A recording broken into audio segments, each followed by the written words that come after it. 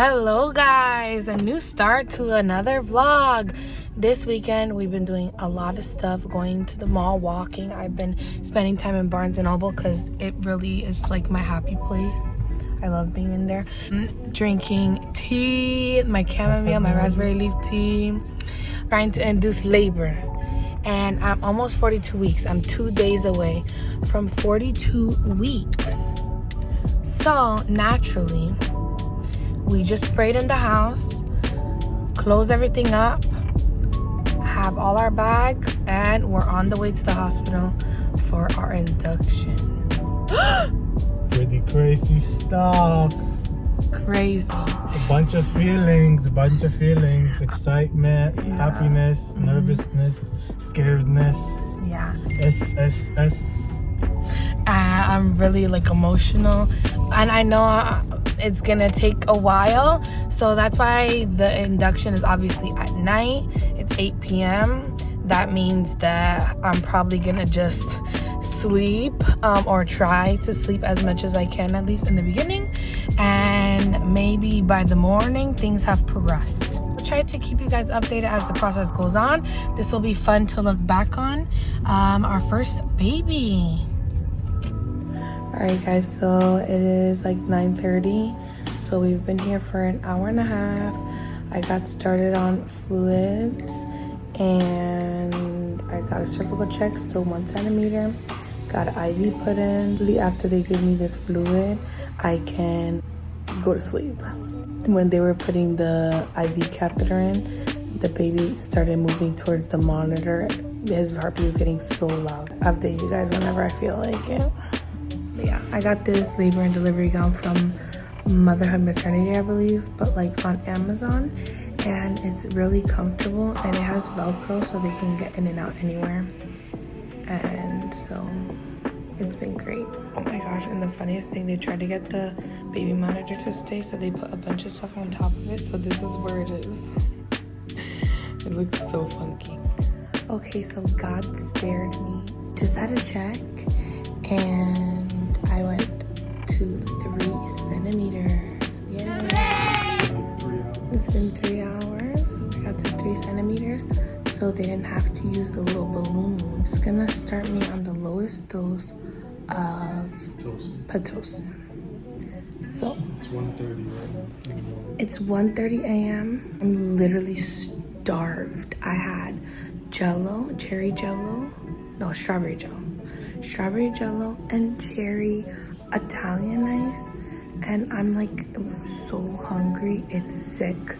So I'm praying to God that my labor goes as quick as possible so I can eat something, because I had some apple juice. yeah, he was like, ask for apple juice, and the nurse gave it to me all nice, and it's not even for me. And the doctor said that she's gonna check me in another 4 hours, so I have some time to nap, even though I feel very uncomfortable and I really don't like being in the hospital. Yeah guys, hopefully in the morning we'll have a baby. I'm gonna be so happy. So I'm hooked up to a blood pressure monitor, and now they just started my Pitocin, lowest dose of Pitocin, and she said that my contractions are anywhere from 1 minute to 4 minutes apart. I don't really feel anything, to be honest, so was the blood pressure going off.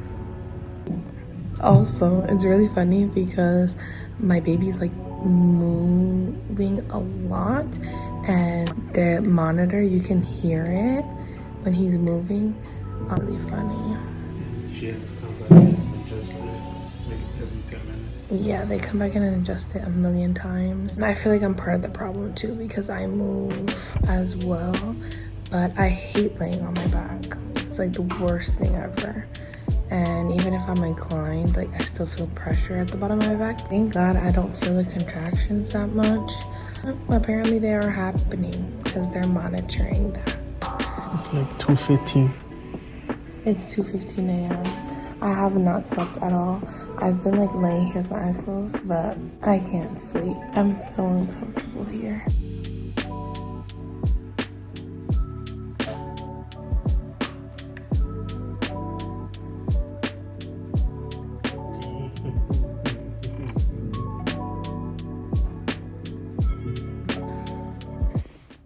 y'all, it's me 5 weeks later after birth.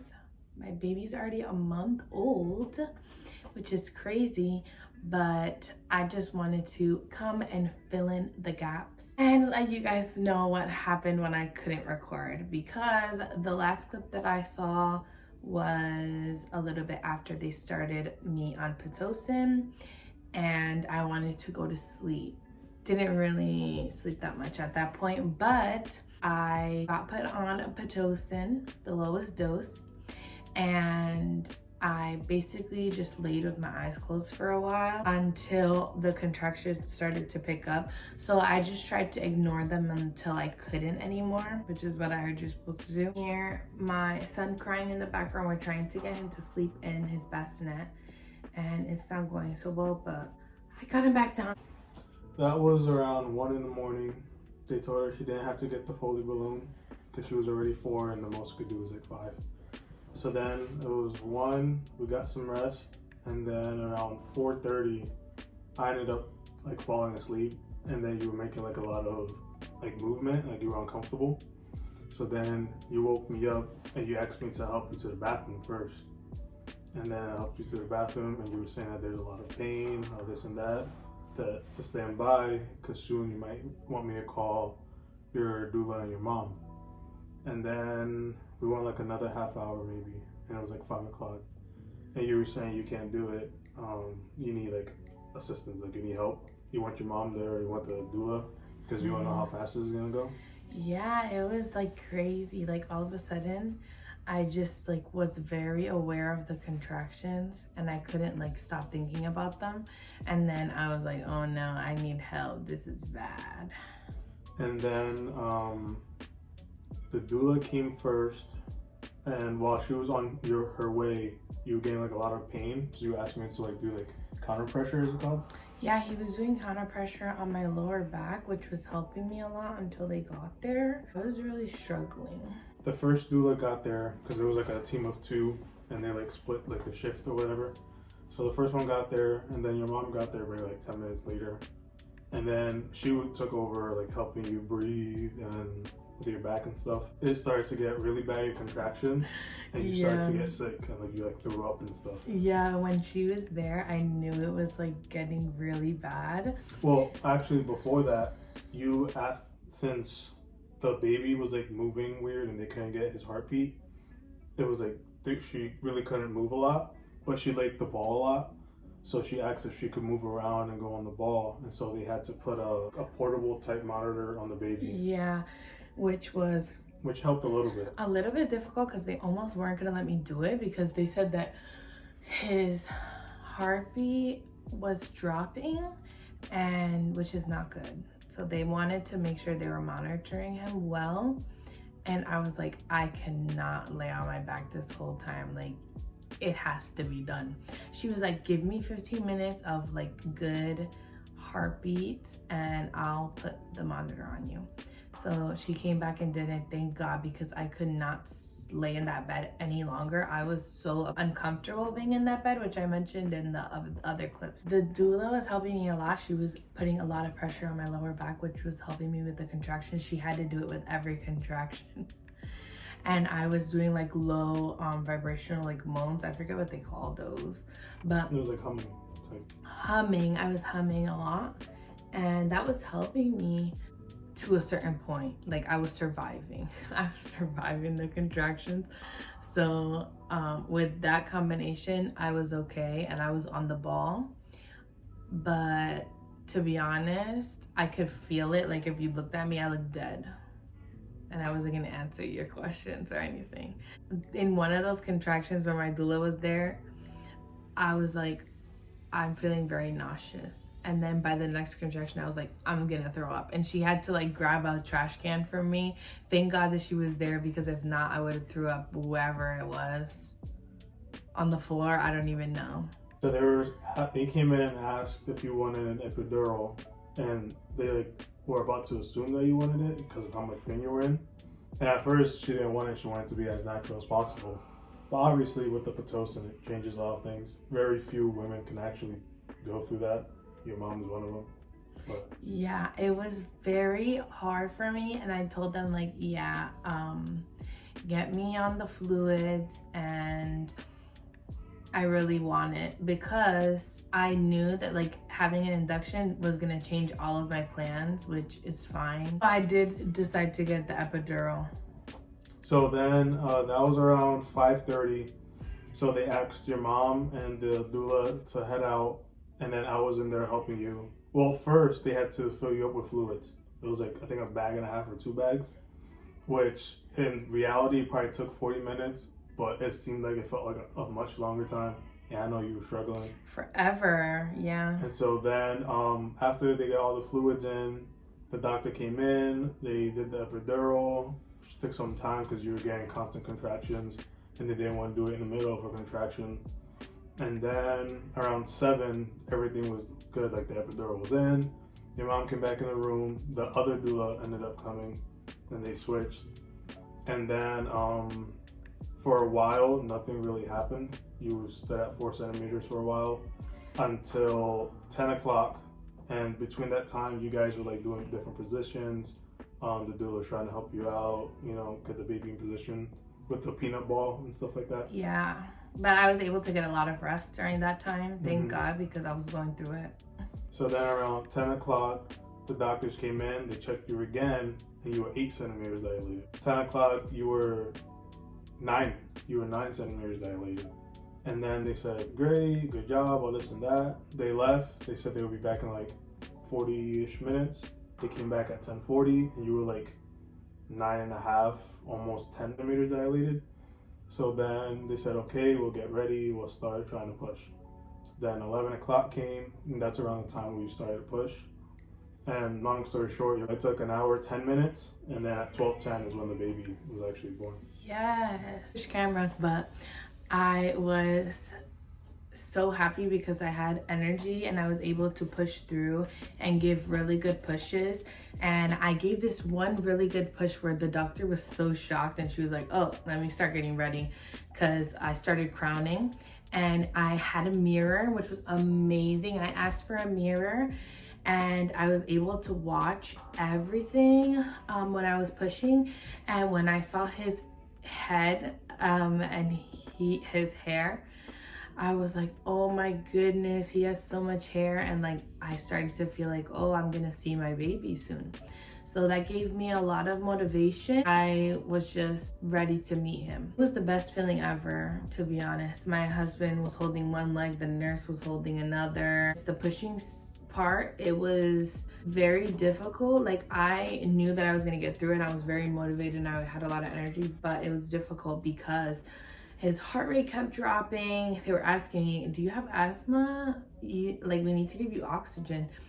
And they put me on oxygen for a bit. It was just crazy going back and forth, but I was like, you know what? I'm here to do what I need to do. And I don't want to give up. So I just kept going. And finally he came out. It was the most relieving feeling. And I had my little baby right here, and it was just amazing. I'll try to put pictures in of like that moment, because it was like unlike anything else in the world. You could probably see it on my face. I was super happy, and to be honest, I wasn't thinking about anything else but him. Like, they were like taking out fluids from him and trying to get him to cry, and I was just staring at him. And then there was a bunch of other things happening. Like, they were telling me, yeah, your blood pressure is very, very high. We need to give you medicine. I was not processing any of that information. I just told them to do whatever they had to do. I pushed out the placenta. I had this burst of energy and I was like, I'll just push it out. They asked me if I wanted to, and they were sewing me up. I did not even know what kind of tears I had. I was just like, whatever, looking at my son. He was so cute.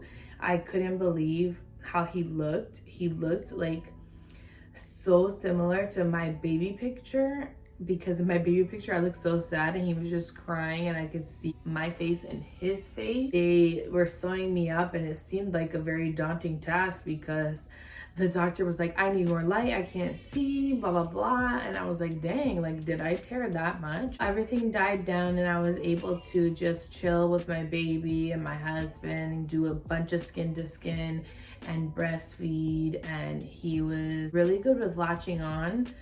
Not really a good feeder at first. I feel like he just wasn't eating. He was kind of like using me for comfort because he would be on the boob for like an hour, but he got it after a while. Later, I went to my first postpartum appointment, which was only 3 weeks after I gave birth.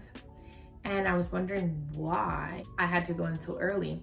So what happened is that I had another tear that I didn't know about because I didn't ask and nobody told me. I don't know if they're supposed to tell you these things when it happens, but nobody told me. A sulcus tear, and that's basically when the baby's like elbow or knee comes out in a certain way and it tears you more on the inside.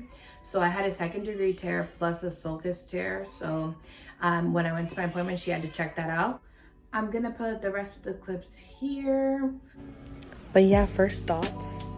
My son is so cute. This was a very crazy journey and something that I could not have predicted, just being an induction and all. And there's a lot of thoughts that I have about it. But also my doulas were amazing. And, you know, everything worked out the way it was gonna work out. But a lot happened.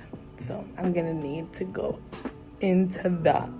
But now Albert's sister and mom are coming and they're gonna bring us some lunch, which is amazing because I'm so hungry. We're eating some fruit snacks just to hold us together for a little bit. But yeah, I'm still here after 13 hours of labor, guys. I'm still here after 13 hours of labor and it was very much worth it, but not what we expected. Albert's over there doing skin to skin. Look at his head. He's so cute. I feel like he looks a lot like Albert, but when he makes certain faces, he looks like me. So we'll just have to see how he grows, how he looks. I have a lot to catch you guys up on because after the last clip, it got very intense. So I'm probably just gonna explain it. Baby boy, our son, born at 12:10 p.m. on January 9th, 2023. Our first blessing of the year.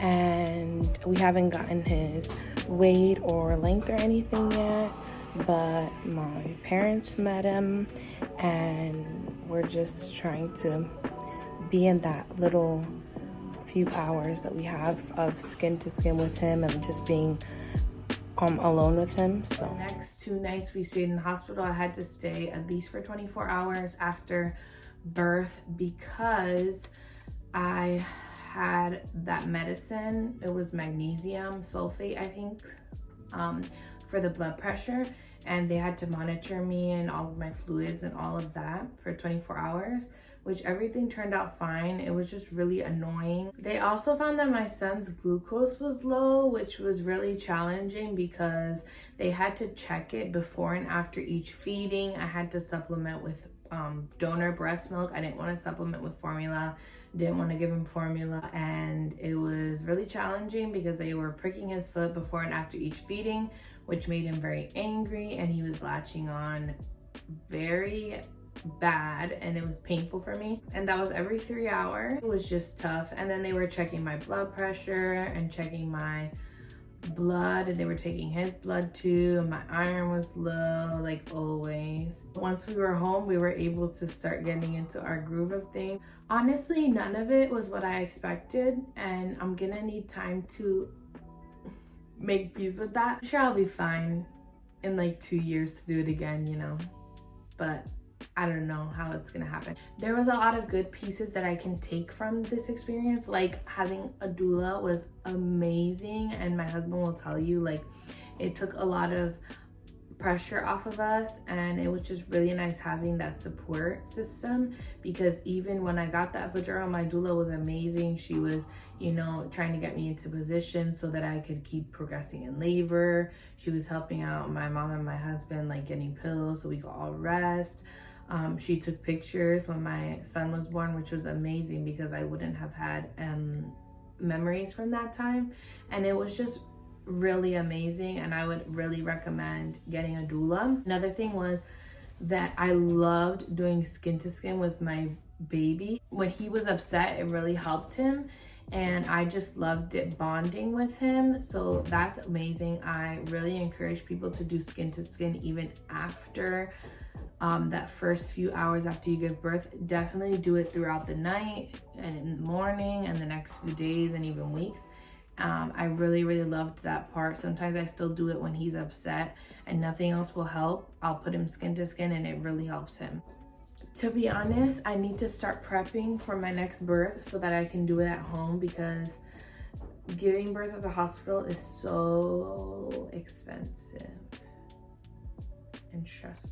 I loved having my nurses though. It was very stressful. I'll put some pictures in here of our days at the hospital and just us bonding with the baby and anything else I want to include. But that's it for today's video. If you have any questions about my birth story or anything about my son, how everything's going, then please put it down below and I'll definitely answer back. But I will see you guys in my next video. Bye! There is only one of you, only one of me. There's a million of those who won't let us be, but they're not gonna see me bleed. 'Cause baby, I got you.